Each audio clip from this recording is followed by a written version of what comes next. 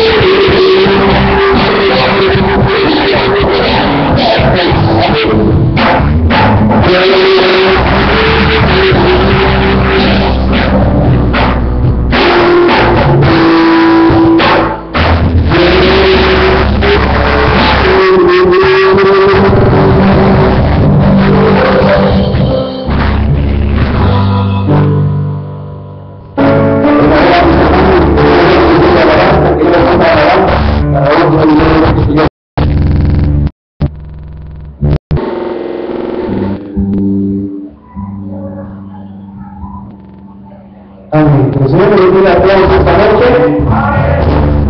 Vamos a ver esta noche por la presencia de nuestro Señor Jesucristo. Vamos a exaltar y bendecir el nombre del Señor, con todo nuestro corazón, nuestra alma, nuestra mente para nuestro Señor Jesucristo.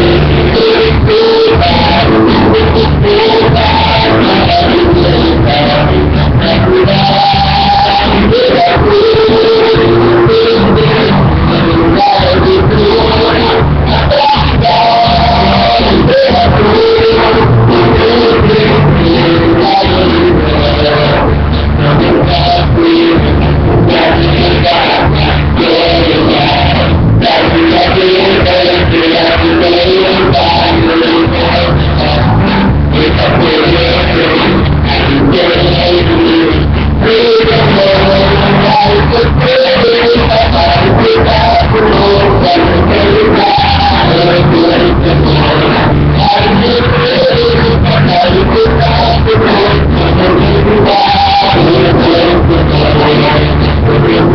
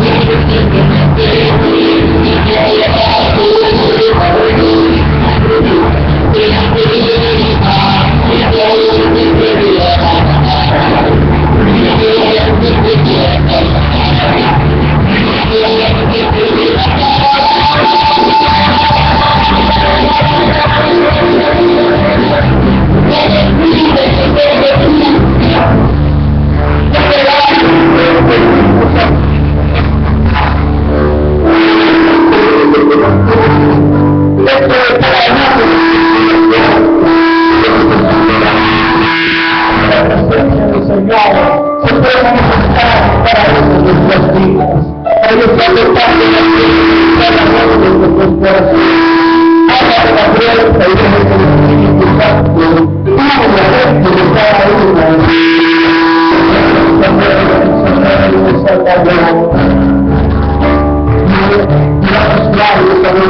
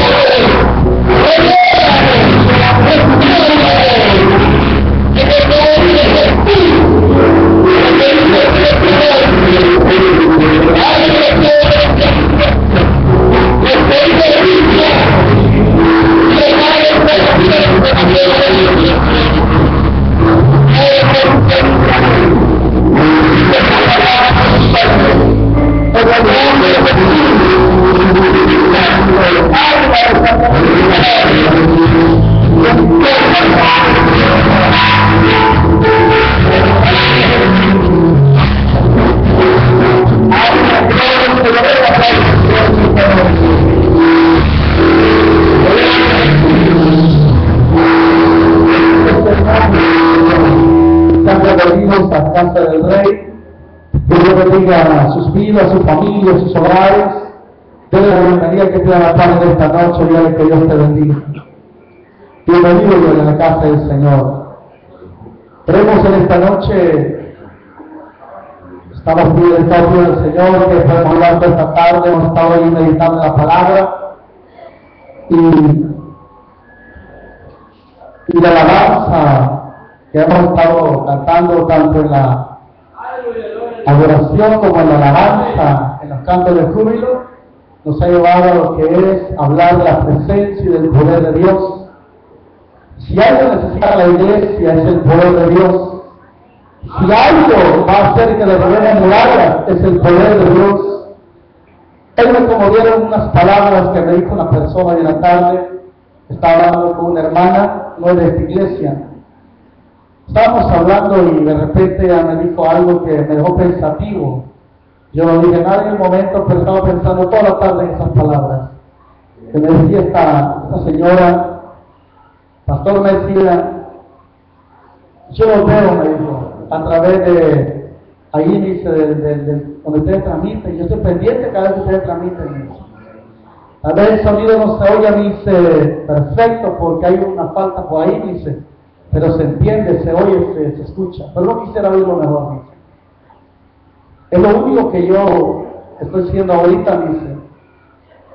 Pero yo siempre me he hecho una pregunta, me dijo, ¿la iglesia será el reflejo de un líder, de un pastor? Yo no le respondí palabra, me quedé callado.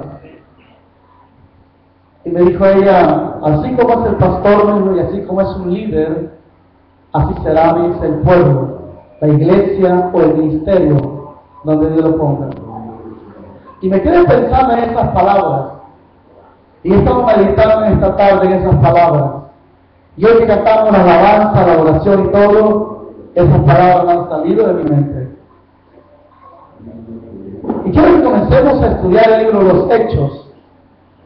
Porque el libro de los Hechos, si no transforma nuestra vida en tantos días, vamos a estar viendo el libro de los Hechos. Y si esta palabra y el ejemplo de estos siervos no nos estremece y no nos hace transformarnos, entonces nada lo hará. Y seguiremos viviendo una vida mediocre en el cristianismo. Y yo le pregunto a los líderes que están aquí, a los que han sido líderes, a los que van a, los cambios que vamos a hacer entre unos días, y los que somos líderes, los que anhelamos un ministerio de Dios, ¿qué deseamos? Que anhelamos. Yo siempre he dicho que el líder no es aquel que manda, aquel que grita, aquel que impone. Líder es aquel que la gente se sujeta, la gente lo sigue.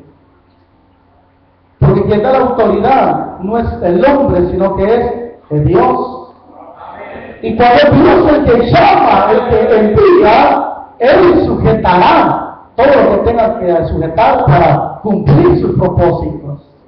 Y las palabras que me dijo esta hermana hoy por la tarde, yo estaba pensando en este libro estos días, y esto como que me hizo recalcar un poco más que queremos como líderes.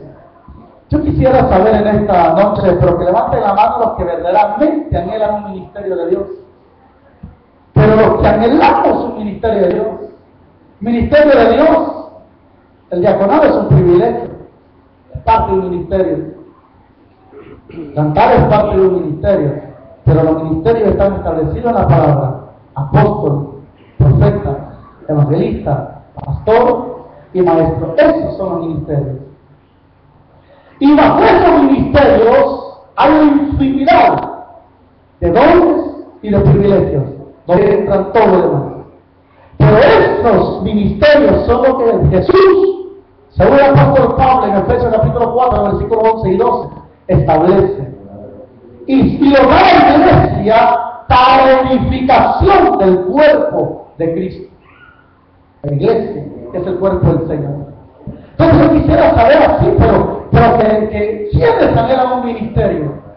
¿Quiénes desean y se mueren por ser parte o tener un ministerio en sus manos? Levante la mano a que quieren ser apóstoles. Yo quisiera ser apóstol. Para ello tendría que formar no sé cuántas iglesias, fundar iglesias, tendría que escribir cartas pastorales, tendría que escribir libros si es posible, pero mayormente tendría que haber andado con Jesús y no anduve con Jesús. ¿Dónde quisiera ser profetas? No esos profetas charlatanes que te dicen algo inventado, no, sino aquellos que sin que nadie les haya comentado, solamente Dios nos desnuda y nos dicen toda la verdad. Y nos dicen lo que va a suceder. Y hablan la palabra sin andar titubeando. Y no les importa si van a caer bien o van a caer mal. Este es un profeta de Dios. Pero cuando queremos ser evangelistas, la virtud y el deseo de un evangelista, ¿sabe cuál es? Es que se muere por las almas. Y no puede haber un alma sin Cristo que no descansa hasta que esa alma viene a los pies de Jesús. Ese es un evangelista. Que no le importa dónde van a parar, su fin es alma. Ganar alma. Ganar alma. ¿Cuántos queremos ser pastores? Le decía yo a una hermana el día de ayer en la tarde, unos minutitos antes del culto, yo siento que Dios te llama a la pastorada. ¿Estás dispuesta a decir amén? Y se quedó callada y me dijo, no, me dio a ver otra cosa.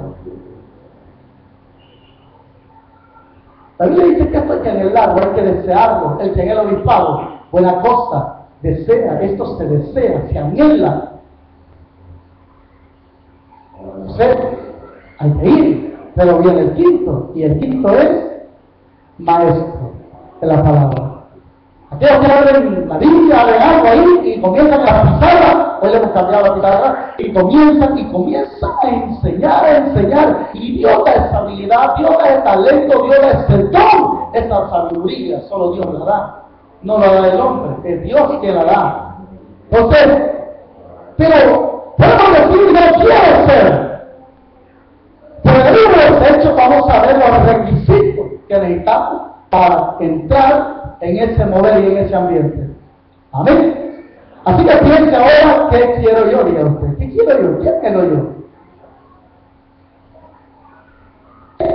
Casarnos, enviudados, vivir solteros, tener dinero, eso es bueno, pero eso es pasajero. Eso es pasajero. Hoy está y mañana no está. Quiero que lean conmigo el libro de los Hechos, capítulo 1. Vamos a leer desde el primer versículo hasta el versículo 11.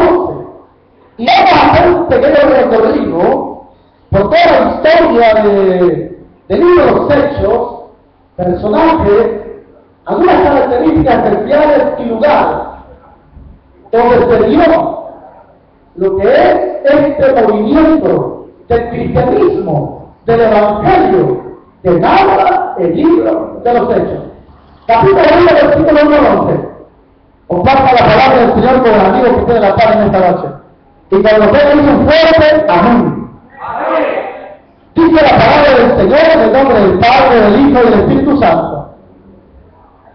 En el primer tratado, Teófilo, habló acerca de todas las cosas que Jesús comenzó a hacer y a enseñar, hasta el día que fue recibido arriba después de haber dado mandamientos por el Espíritu Santo a los apóstoles que había escogido, a quienes también, después de haber padecido, se presentó vivo como muchas pruebas indubitables, apareciéndoles durante 40 días, y hablándoles acerca del reino de Dios.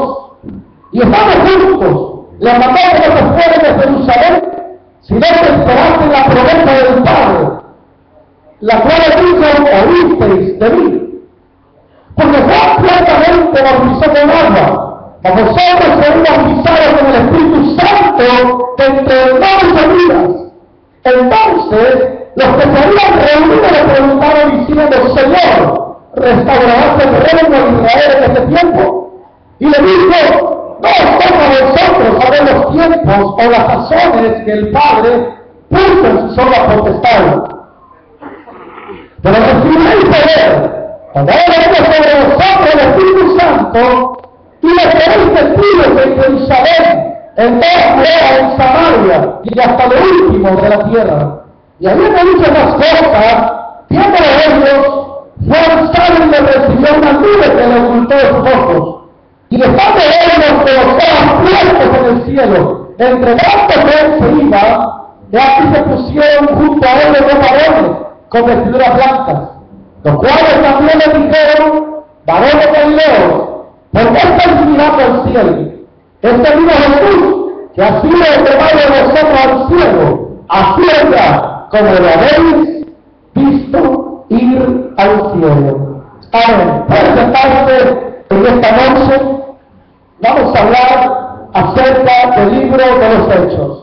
El libro de los Hechos, según la historia, fue escrito a un hombre llamado Teófilo, un siervo de Dios, un hombre consagrado, un hombre hasta cierto punto depositado en confianza plena hacia Dios. Pero haciendo un poquito de memoria, cuando el libro de los Hechos, el libro de los Hechos se le conoce como el libro histórico del Nuevo Testamento. En el Antiguo Testamento tenemos 12 libros históricos, desde Josué hasta ¿cuál? Esther. Son 12 libros de históricos en el Antiguo Testamento que hablan y relatan toda la historia de la nación de Israel, del pueblo judío, del pueblo hebreo. Pues en el Nuevo Testamento tenemos un libro histórico que se conoce o se le llama el libro de los Hechos de los Apóstoles. Y el libro de los Hechos de los Apóstoles habla, o lo podemos presentar de la siguiente manera: presenta el nacimiento, el crecimiento y el esparcimiento del cristianismo, del Señor Jesucristo. Uno, habla del nacimiento o surgimiento de la iglesia primitiva. Dos, el crecimiento, cómo empezó a crecer, a multiplicarse. Pero luego vemos cómo comienza a esparcirse, no solo en Jerusalén, donde estaba la orden, sino hasta los confines de la tierra. A tal grado que hoy en día nosotros somos producto de las predicaciones de aquellos grandes líderes que Dios levantó allá en la iglesia primitiva. Siendo uno de los grandes líderes, el apóstol Pedro. Amén. Oigan bien, siendo uno de los grandes líderes de la iglesia primitiva, el apóstol Pedro. Porque en el libro de Lucas, capítulo 17, ahí el libro del primero es Pedro. Y sobre ti le dijo: edificaré mi iglesia. Y le vamos a preguntar: lo que antes era tierra será atado en el cielo. Y lo que desates en el cielo será desatado en la tierra. Hablando de la autoridad del poder que le iba a otorgar ¿a quién? A Pedro. Entonces, el libro de los Hechos relata el nacimiento o el surgimiento, el crecimiento y lo que es el esparcimiento de toda la historia del cristianismo. ¿Me entendieron? Oye, ahora bien, es Lucas, el médico amado, quien escribe el libro de los Hechos. Algunos han dicho que posiblemente Lucas quedó como que no terminó bien su libro, el Evangelio. Y que este libro es la continuación del libro de Lucas. Independientemente si eso no es una continuación del Evangelio de Lucas, el libro de los Hechos tiene el interés, quizás el propósito de presentar detalle por detalle cómo el Espíritu Santo hizo mover a la iglesia primitiva. Si la iglesia primitiva tuvo grandes y extraordinarios eventos, fue porque sobre ellos reposaba ¿quién? El Espíritu Santo. Por eso en todo el libro de los Hechos usted va a ver ahí el movimiento ¿a quién? Al Espíritu Santo de Dios. Quiere que como nosotros hoy en día, la iglesia, pero más que la iglesia quizás de una manera personal, podamos ser personas extraordinarias y la vida a hacer grandes cosas.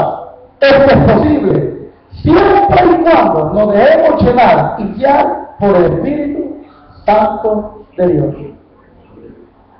Porque si Él no hay nada, y nada sucederá. Pero queremos ver cosas extraordinarias.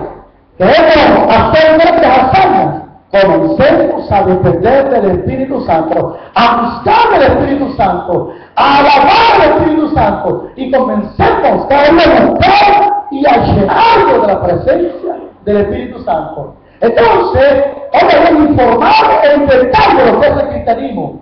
Luego, usted comprenderá que Lucas no era judío. ¿De dónde era Lucas? ¿Cuál era la nacionalidad de Lucas? Porque Lucas no estuvo con Cristo. Él no fue un testigo ocular de Jesús. ¿De dónde era Lucas? No era galileo. Dije que no era judío, ¿dónde era? Era griego. Era un gentil. Y él sacaba la información. Algunos dicen que la información a Pedro. Y sacando información, él comenzó a investigar y comenzó a escribir de Jesús. Y comenzó a recopilar palabras que Jesús había dicho muchas veces. Entonces, él no era judío, no estuvo con el Señor, pero fue un hombre impactado por el Evangelio que comenzó a investigar y a indagar paso a paso la vida del Señor, y por eso escribe el Evangelio de Lucas, que por cierto, el Evangelio de Lucas fue escrito ¿para quiénes? ¿Para quién fue escrito el Evangelio de Lucas? ¿Para quiénes? ¿Para quiénes? Para los griegos. No olvide, Mateo fue escrito para quién? Para los judíos. El Evangelio de Marcos fue escrito para quién? Para los romanos. El Evangelio de Lucas es escrito para los griegos, y el Evangelio de Juan, el apóstol, fue escrito para los gentiles, para la iglesia, para todos los creyentes. ¿Ya lo aprendieron? Amén. Seguro, para no cayeron. Usted dice, entonces, así podemos ir resumiendo la vida de este hombre. Ahora bien, destinatarios de esto, y todos los que aman a Dios, para esos era escrito el libro de los Hechos. Pero además, ahora bien, el versículo clave es Hechos capítulo 1, versículo 8. Y todo el mundo lo cita, y todo creyente se lo puede de memoria, pero muy pocos lo quieren vivir. No es cierto que cuando tenemos un problema, amenaza, persecución, o las autoridades detienen a alguien y ahí estamos defendiéndolo, no es cierto que comenzamos a citar el que habita el abrigo del Altísimo morará bajo la sombra del Omnipotente, y comenzamos a citar, parece que estuviésemos rezando el salmo. Pero si lo hacemos como una mera lírica, o un rezo, eso no funciona. Dice, el que habita la abrigo del Altísimo morará bajo la sombra del Omnipotente. Quiere decir, aquel que vive cada día en la presencia de Dios, este morará bajo la sombra del Omnipotente. La palabra habitar quiere decir permanecer, quiere decir vivir. Cuando tenemos grandes enfermedades, ahora por el estilo, clama a mí que yo te responderé y te enseñaré cosas grandes y ocultas que tú no conoces. Siempre recordamos esos versículos. Hoy recordamos que por misericordia, no sé qué, ¿por qué? Se sabe que dice el Señor, clama a mí, yo te respondí, nos dice, como si fuese una profecía. Como que Dios se le está dando y Dios no le está dando en ese momento. Sino que Él lo toma de la Biblia y se lo pasa a usted. Y usted como tiene gran problema ahí adentro y enfermedad, amén, dice yo creo, pero y todo lo demás, ¿qué pasa? ¿Qué ha hecho? Pues es igual con el libro de los Hechos, con el capítulo 1, versículo 8. Y siempre hablamos de estamos constantes, y el poder de Dios, y comenzamos a recitar ese. Pero ¿cuánto en realidad queremos vivirlo o lo estamos viviendo?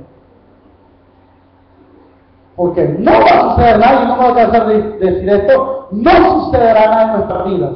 Y nunca vamos a ver algo extraordinario si no comenzamos a depender del Espíritu Santo. Pero no como una letanía, o un rezo, o una simple oración, sino como una búsqueda sincera e incansable delante de Dios. ¿Vale? Por eso dice el Señor, me gusta este proverbio, capítulo 18, y yo amo a los que me aman. Mire qué lindo. Y este libro fue escrito para todos los que aman a Dios. Yo amo, dice el proverbio 18, yo amo a los que me aman. Y me hallan los que temprano me buscan. Cuando dice temprano, no tiene que estar todos los días a la mañana o no, porque sería mentir. Yo sería mentiroso si le gusta que me habla todos los días a la 1 de la mañana, ¿verdad? A las 2 de la mañana. Mire, hermano, yo de las 2 de la mañana a las 4 de la mañana yo paso de rodillas. Me cae un rayo y digo eso.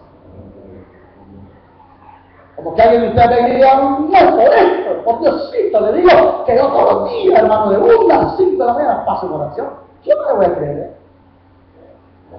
¿Por qué? Porque lo que usted hace en secreto, Dios lo recompensará en público. Su conducta, su vida, su temple, su carácter, su entrega, su servicio a Dios. Ahí se va a demostrar verdaderamente el amor y la búsqueda que tenemos de Dios. Por eso la Escritura dice, por sus frutos los conoceréis. Por los frutos. Ahora bien, ese es el versículo clave, recibiréis poder. Ahora bien, lugar. ¿A dónde estaban los discípulos? ¿Y a dónde se quedaron los futuros apóstoles? ¿A dónde quedaron? ¿A dónde se quedaron? En Jerusalén. Le dice el Señor, no se muevan, vayan al aposento alto, que ustedes no salgan, no se muevan, hasta que venga sobre vosotros el Espíritu Santo. Y entonces, dice el Señor, que seréis testigos en Jerusalén, en Samaria, en Judea, en Samaria y hasta lo último de la tierra. No se puede testificar del Señor, ni hablar del Señor con libertad, si no se tiene al Espíritu Santo. Si usted va a hablar de salvación, usted tiene que estar seguro de su salvación. Y tiene que saber que es la salvación. Si usted va a hablar del infierno, tiene que conocer que es el infierno. Jesús le dice, no se muevan de aquí hasta que venga sobre vosotros el Espíritu Santo. Pero entonces le digo, me seréis testigos. ¿A dónde? Jerusalén. Jerusalén era la capital de la nación de Israel en ese momento. Ustedes recordarán que cuando muere Salomón, su hijo Roboam se va para el sur. Y en el sur había 2 tribus. ¿Cuáles eran las 2 tribus? ¿Perdón? Judá y Benjamín. Las 2 tribus. Y en el norte se quedaron todas las demás 10 tribus, que era el reino del norte, en el norte. Cuya capital la estableció Jeroboam, que se llamaba Samaria. Pero en el sur estaba, ¿cuál era la capital? Jerusalén. Como Jeroboam perdió el reino de su padre, no lo supo liderar, se va para él. Y Jeroboam, era uno de los brazos derechos de Salomón, se apodera del reino del norte. Y ahí se divide el reino. 2 tribus en el sur y 10 en el norte. Pues en el tiempo de Jesús ya no eran 2 capitales las que habían, sino que había una sola. ¿Y era cuál? Jerusalén. Y ahí es donde el Señor le dice, no se muevan de Jerusalén y váyanse al aposento alto, donde él había tomado la última cena con sus discípulos. Cuando repartió el pan, y ustedes conocen la historia que mojó el pan, y dijo, el que meta y moje el pan conmigo, este es el que me va a entregar. Y ahora le dice a Judas, lo que vas a hacer, hazlo, pero ya.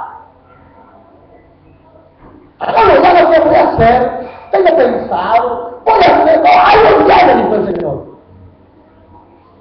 Entonces, viene Jesús y le dice, no se muevan hasta que venga el Espíritu Santo. Y entonces le dice, van a ser testigos. ¿A dónde en primer lugar? En Jerusalén, la capital. Pero dice, van a ir a Judá, en Judea, que estaba a la par, allá, van a comenzar a salir. Pero luego ir a Samaria, otro lugar un poquito más al norte, y van a comenzar a predicar. Y cuando haya avanzado prácticamente nuestra nación, le dijo el Señor, entonces ustedes van a ir a ¿dónde? A todo el mundo. Pero nosotros somos al revés, ¿no cree usted? No hemos predicado en El Salvador, no hemos ido a los cantones. Hay lugares donde no se predica la palabra, hay lugares donde no hay iglesias todavía. Pero queremos ir a otros lugares cuando se nos olvida que primero tiene que ser nuestra casa. Nuestra casa. Ahora, eso es lo que el Señor le dijo ahí. Por lo tanto, los lugares claves son los siguientes. Oigan bien: Jerusalén, Judea, Samaria, Antioquía, luego está Iconio, luego está Listra, luego está Derbe, luego está Filipos, luego está Tesalónica, luego está Berea, luego está Atenas, Corinto, está Éfeso, está también Cesarea y está toda la región de Galacia. ¿Por qué? ¿Por qué son importantes estos lugares? Porque en el libro de los Hechos, después de Cristo y de la obra del Espíritu Santo, hay dos personajes sobresalientes. Primero es Pedro. Desde el capítulo 1 al capítulo 8 es el apóstol Pedro en su pleno apogeo. Pero desde el capítulo 9 al capítulo 28, ¿a quién encontramos? Al apóstol Pablo. Pedro todavía estaba, pero como que desde que Pablo le da su vida a Jesús como Saulo, desde ese momento la historia cambia. Y el personaje sobresaliente bajo la guía del Espíritu es ¿quién? Pablo. Entonces, el libro de los Hechos, los 28 capítulos, así se divide. Del capítulo 1 al capítulo 8. ¿Es más quién? A Pedro liderando.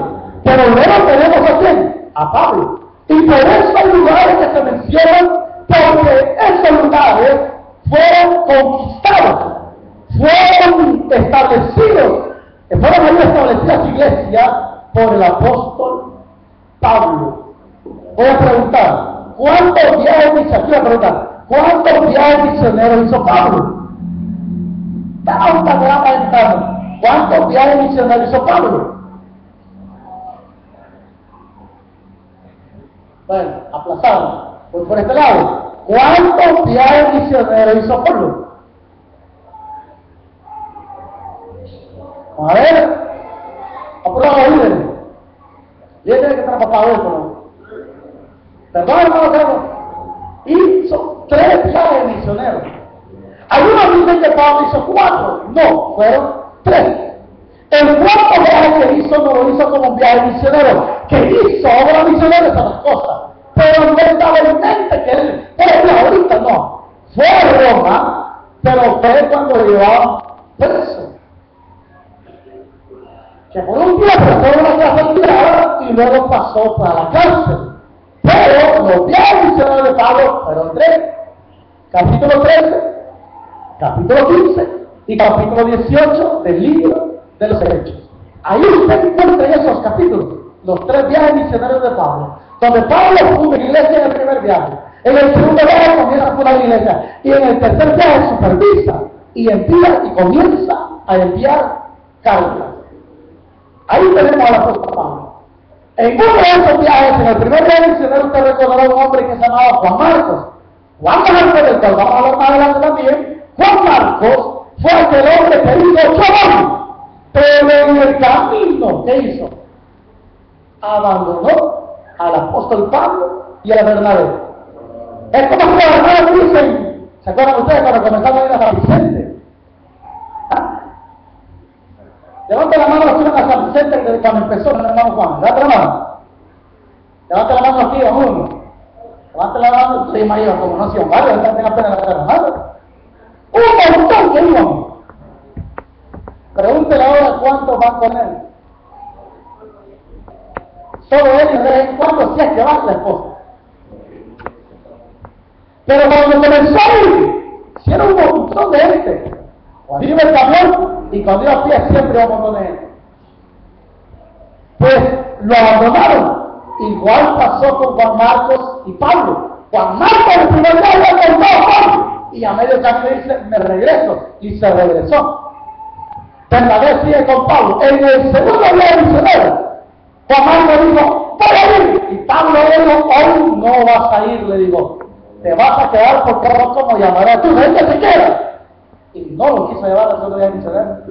Y Bernabé dice, regálame mi primo del colegio, si querés quedarte, pero este no va conmigo.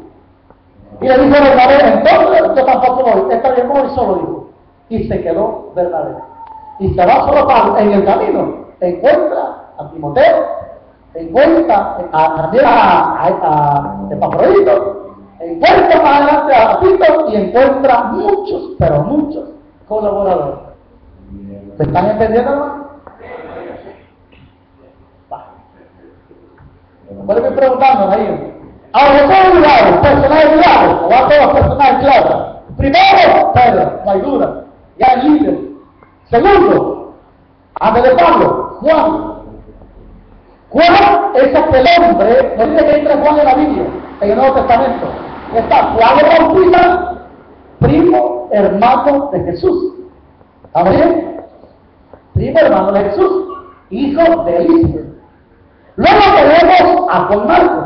Juan Marcos era el primo de Bernabé, que lo abandonó en el primer viaje. Pero tenemos también a Juan el apóstol, que se le conoce como el discípulo amado. Es aquel hombre que se recostaba en el pecho de Jesús. Entonces, Juan, los tres personajes aparecen como Juan en el Nuevo Testamento. Aquí al que se refiere ahorita es a Juan el apóstol. El que iba entrando al templo era hermosa con Pedro, que le dijeron a aquel cojo, no tenemos plata ni oro, pero lo que tenemos, te damos. En el nombre de Jesús, toma tu lecho, levántate y anda. Entonces, era ese gran personaje. Luego tenemos a Jacobo, Esteban, gran evangelista, Felipe, otro evangelista. Tenemos ya nuevamente a Pablo, el gran siervo del Señor. Tenemos a Bernabé, tenemos a Santiago, el hermano de Jesús, medio hermano de Jesús. Tenemos a Cornelio, luego tenemos a Timoteo, tenemos a Lidia, que fue la primera mujer que en Filipo abre su corazón para que el Señor entre a gobernar su vida. Ella pues vendía púrpura y otras cosas ahí. Y luego también tenemos a Apolos, tenemos a Agabo, tenemos a Ananías, Zafira, a Félix, los gobernadores, a Festo, a Lipas y por supuesto tenemos a Lucas. Estos son los personajes que aparecen ahí en el libro de los Hechos. ¿Vamos bien hasta ahí? ¿Vamos bien? ¿Qué fecha es el libro de los Hechos?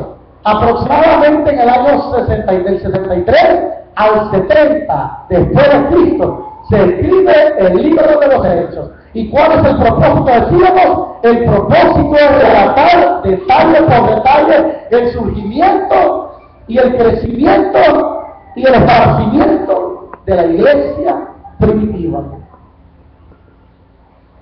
Amén. Amén. Ahora bien, carta de presentación de los apóstoles. Quiero preguntarle, voy a preguntarle a uno de los líderes. Hoy está siendo bien pésimo con los líderes, en el país tienen que hacer esto. Yo sé, que estoy pidiendo a Dios, me están quedando duro con los líderes ahora. Y el que me levante bueno, y el que no, pues ni modo. Me vaya. Voy a preguntarle a Soraya. ¿Cuál fue la carta de presentación de Jesús en su ministerio?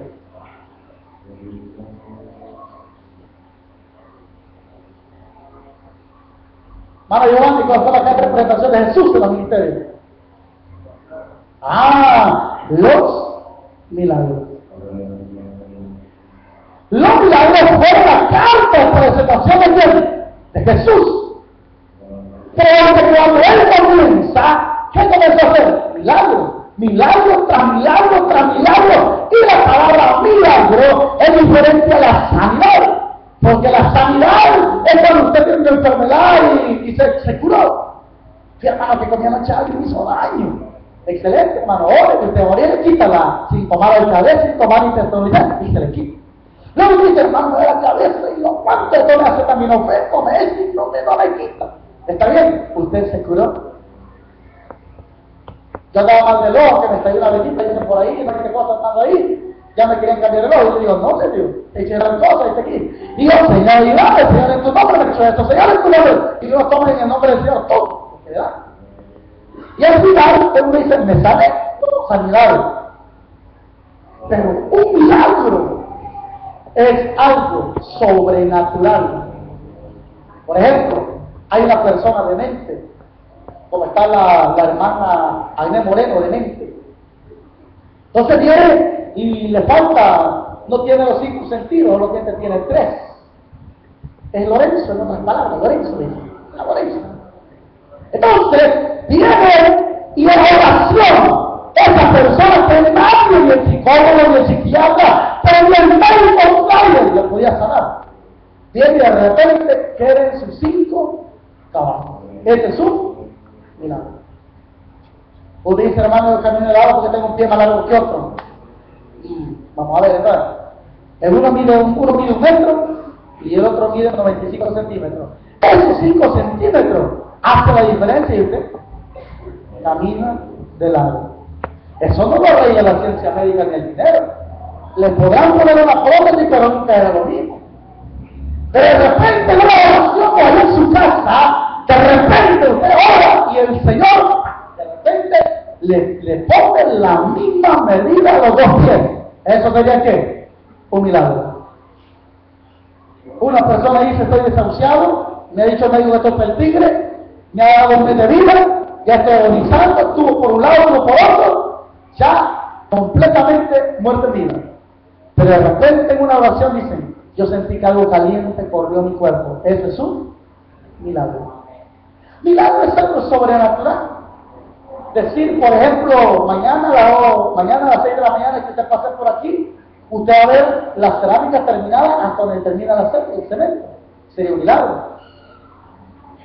¿Sabe por qué sería un milagro? 1, porque no tenemos toda la cerámica. Si nos hace falta la mitad todavía de cerámica.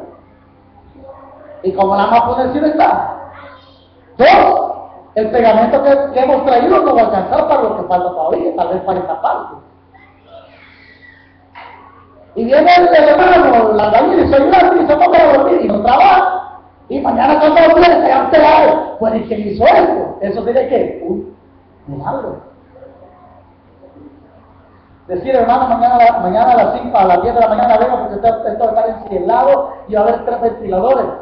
Y usted viene y viene encielado y mira los ventiladores y mira sellado y todo.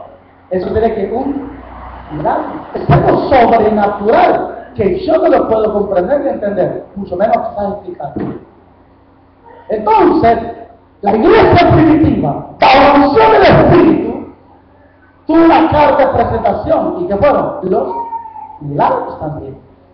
Recuerda la palabra de Jesús, y estas señales seguirán a los que creen en mi nombre. ¿Sí o no? En mi nombre echarán fuera demonios. En mi nombre levantarán muertos. Te verán cosas mortíferas y no les hará daño. Esas cosas son las que nosotros podemos llegar a hacer, pero no en nuestra fuerza, sino en la fuerza y el poder del Espíritu Santo de Dios. Amén. Esa la pregunta en esta noche sería una pregunta así, entre paréntesis. ¿Cuántos no han sido llenos del Espíritu Santo? Y eso, esa falta del Espíritu, es la que nos va a seguir un evangelio así, a medias, ¿sí? Mediocre. Un evangelio que ni para atrás ni para adelante.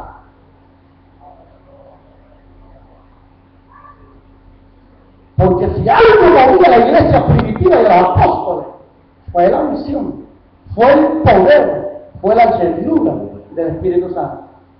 Algo extraordinario. Cuando cantaban, dice la palabra que las cárceles se abrían, cadenas eran rotas, ángeles descendían y había algo extraordinario en medio de la alabanza. Entonces, hoy en día, ¿qué necesitamos? Volver y retornar a las sendas antiguas. En este caso sería que volver a los principios que movieron a la iglesia primitiva. Ahí, volver, comenzar a pensar. Pero veamos algunas características de estos hombres. Primero, eran hombres, oiga bien, hombres consagrados para Dios. Decía un hermano un día de esto, yo pues primero estuvimos comentando, y decía un hermano que le había dicho un predicador, yo no conozco al predicador, pero salió la clase, ¿no? Y le dijo al predicador: ¿quieres que Dios te use más? Quédate soltero. Son una de las cosas que le dijo. Para que Dios use más a una persona, no dice la Biblia que tiene que estar soltero, tiene que estar casado, la Biblia no lo dice. Yo he leído a Rick, hermano. He leído el libro de los Hechos, todo el libro. Y yo no he encontrado un versículo donde diga que Dios usa más al soltero que al casado. No, si usted lo ha encontrado, me avíseme del versículo, pero yo no lo he encontrado. Y usted lo encontró. Lo que la Biblia dice en 1 Corintios, a través del apóstol Pablo, y Pablo dijo: ¿es Dios? No el Señor. Es otra cosa. Que los solteros tienen más cuidado de las cosas del Señor. Eso es lo que dice Pablo. Tienen más cuidado de las cosas del Señor. El casado no, porque el casado tiene más cuidado de la mujer que de las cosas de Dios. Pero está claro que no le quita a la mujer, no viene el culto.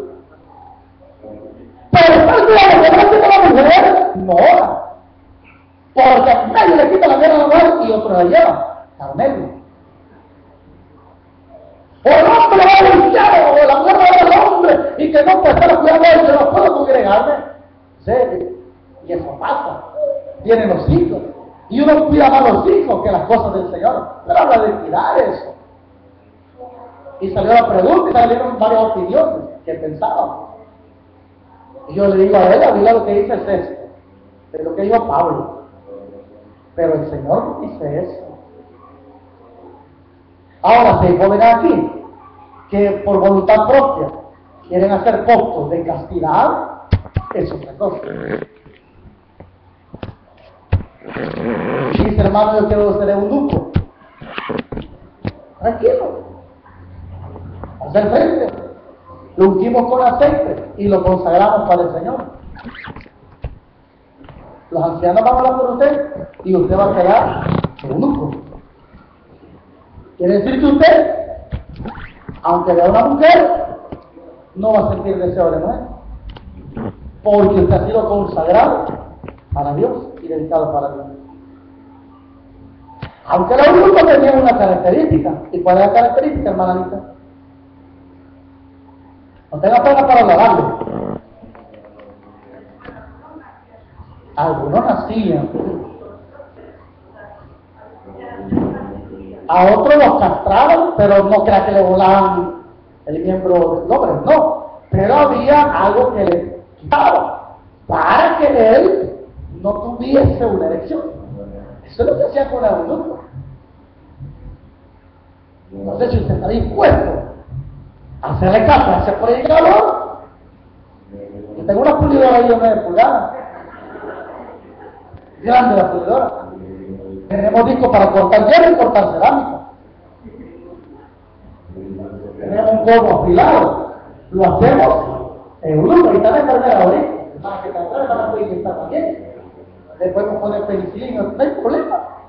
Si usted como señorita dice: no, yo también quiero que le use, entonces, según este predicador, usted no tiene que ni tener novio, mucho menos marido, sino quedarse virgen y servir al Señor como una monjita, aunque la monja no lo hace.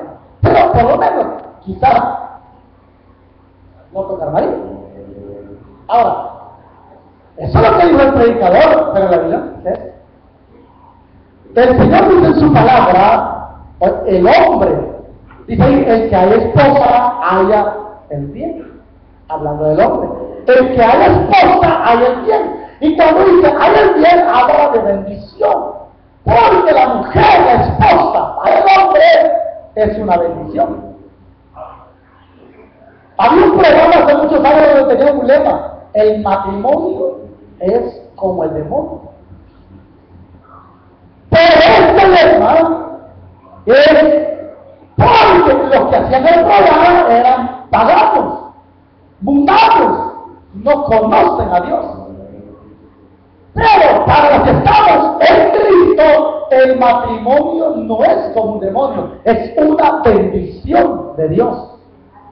Y la Biblia dice, y el Señor dice en su palabra, deleítate con la mujer de tu juventud. ¿Eso qué dice la Biblia? Si usted viene y me dice, mire hermano, está enamorada de la cipota, y yo, ¿por qué me voy a enojar? Mejor así crece la iglesia más rápido, hermano. Ahí, cásese. O viene una jovencita, mire hermano, así que me gusta el muchacho, yo quiero casarme con él. Excelente, pedirle a Dios, nunca vas a pedir la mano tú. Porque la mujer no busca, la mujer tiene que ser buscada. Amén. Si él se lo ofreciendo, ¿qué podemos esperar de él? Que así como se le ofrece a uno, se le ofrece a otro.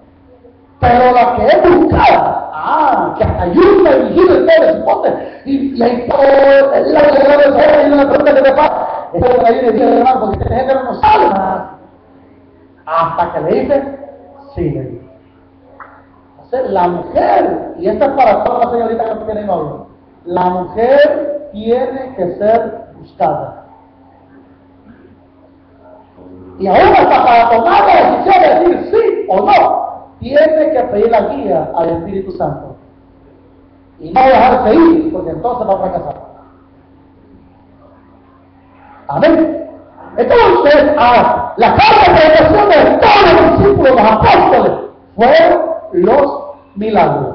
Y ellos van a encontrar en el camino una serie de milagros, algo sobrenatural, igual que lo que hizo el Señor Jesucristo. Pedro resucitó muerto, Jesús resucitó muerto, Jesús resucita muerto, Pablo resucita a Eutico. Si Pablo y Pablo hicieron lo que Cristo hizo, ¿por qué usted y yo no vamos a poder? A diferencia de ellos, características especiales, eran hombres consagrados, hombres llenos del Espíritu Santo. ¿Por qué fueron llenos? Porque no se contaminaban con el pecado. Dice el Señor que no se puede depositar aceite fresco ni vino nuevo en odres viejos. Esta maceta la vamos a quitar hoy después del culto. Un par de jóvenes chorotones la sacan y la van a tirar allá. Esas 4 macetas de aquí.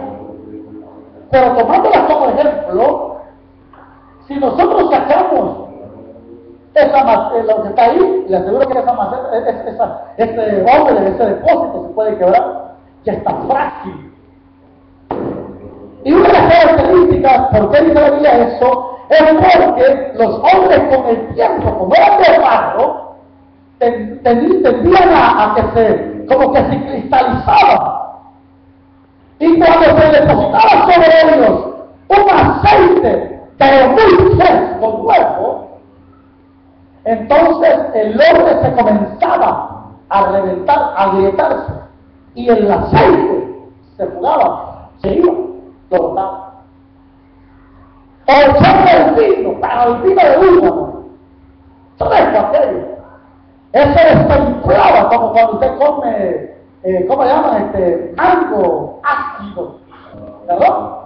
Cuando usted come guinda y le siente que los dientes hasta le rechinan los dientes. Y todo es templado. Y yo le digo, y para que lo comen, ¿no? Es como aquellos que agarran el chile y le echan un montón de chile y después dan. Y van a buscar agua y no hay agua de echarle. Pues es igual, le echan el vino y los hombres de barro vienen y comienzan a desemplarse. Y se agrietan y el vino se va. Dios no puede depositar aceite fresco, vino muerto. El aceite habla del Espíritu, el vino habla del gozo del Espíritu. No lo puede depositar en estos odres viejos.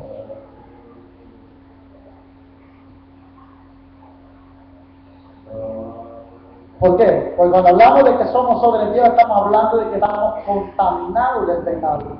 Hay pecado en nuestra vida. Y si hay pecado y no nos limpiamos del pecado con la sangre de Cristo, por más que pasemos pidiendo al Señor del Espíritu Santo, no va a suceder nada si nosotros no decimos, Señor, límpiame. lávame con tu sangre, lávame, lávame, lávame, porque cada día nosotros nos contaminamos, practicamos el pecado, aunque no queramos muchas veces que lo hacemos, nos contaminamos. Y la palabra dice que si algo separa a Dios de nosotros, es el pecado. Es el pecado. Por eso en esta noche, quizás un consejo, y lo tomo yo primero, y se lo doy a usted. Si estamos haciendo algo que no es correcto, digámosle, Señor, perdonad. Yo se lo digo al Señor hoy se lo dije ahí también. Señor, estamos atados muchas veces. Hay cosas a las cuales vamos aferradas y nos atan al mundo.